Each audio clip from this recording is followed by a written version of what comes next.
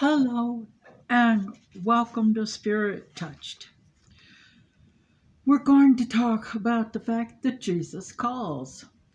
There's a daily devotional book by Sarah Young, Jesus Calling.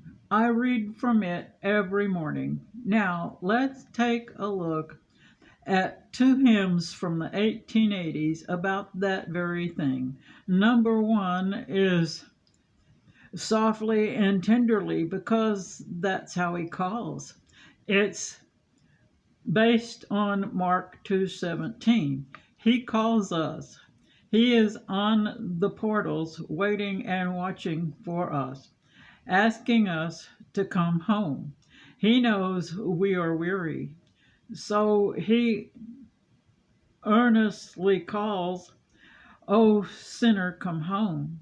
We shouldn't tarry when he's leading, pleading for us to come. We shouldn't linger or not heed his mercies or the wonderful love he has promised to those who do come. He knows we have sinned, but he longs to show us that mercy and pardon. The man who wrote this hymn was from Ohio. Now let's look at Jesus calls us based on Matthew 4:19. He calls us over the tumult of life's wild and restless sea. Day by day his sweet voice sounds saying, "Christian, follow me." He calls us from the worship of the vain world's golden store, from each idol that would keep us away. "Christian, love me more." In our choice and in our joys and sorrows, days of trial and hours of ease, still he calls.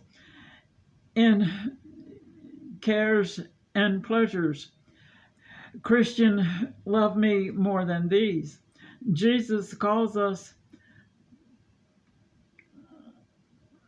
"Call us by your mercy." Savior, may we hear your call. Give our hearts to you in obedience, then serve and love you best of all. The lady who wrote this hymn lived in Ireland and was a Sunday school teacher. She knew that following him was something we need to do every day. She knew the things of earth don't really matter as much as the one who made the earth. She also knew those earthly things can become idols. He wants to share our joys and sorrows with him, along with the hard times and the bad ones. 1 Thessalonians 5:18. He knows what we care about and what we take pleasure in. He wants us to care about and take pleasure in him instead of those earthly things. She knew it was his mercy calling, so she knew she should respond. We should respond when we hear his call with our obedience. She knew we should serve and love him most and best of all. She also she was so right then, and she's still right now. Right now, his door is still open, but it will close at the end of time as we know it. There's still time for us to answer his call.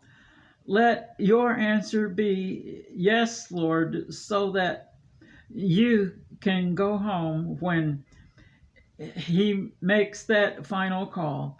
Once we answer his call, we become the ones watching and waiting for him to come and take us home. That way of life can get stormy. We need him to calm those storms. Mark 4:37. The ones inside and outside of us. Sometimes we cause those storms by words or actions.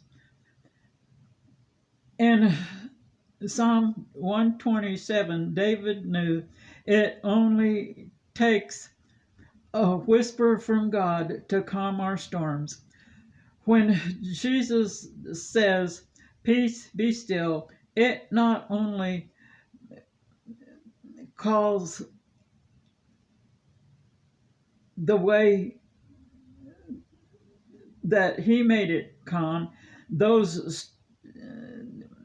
it not only calls the way that he made it calms those storms in calms those that we made. It calms the storms in us. He used the music of David's harp to calm the storms of King Saul. 1 Samuel 16:23. Google and listen to the song "He Calms Me," and let it calm you. For some,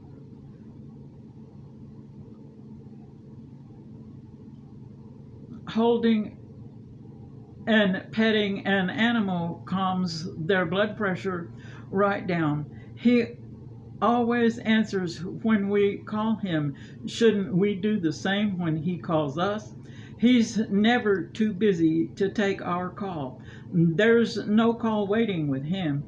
Taking his call most always brings a blessing. He knows the captivity of our hearts, the capacity of our hearts. He knows how much love, faith, hope, joy, thanksgiving, praise, trust, and belief they can hold. Then he lovingly fills them to overflowing. You see, he knows that sometimes when a heart is broken, the only way it can mend is to give it again. Love's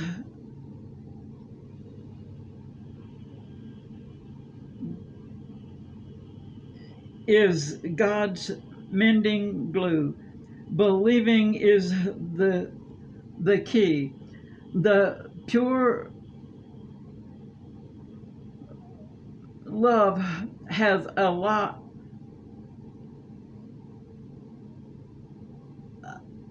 of pages. The book of love has a lot of pages.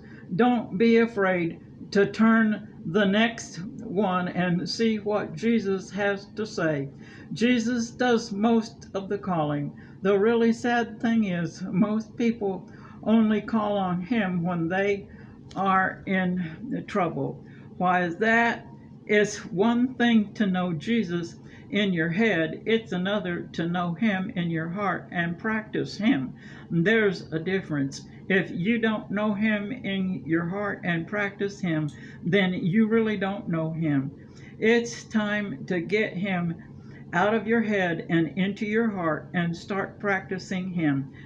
He is the answer to every question. He is the answer to every prayer. When you backslide away from him, he will call you back. Then he will take you back.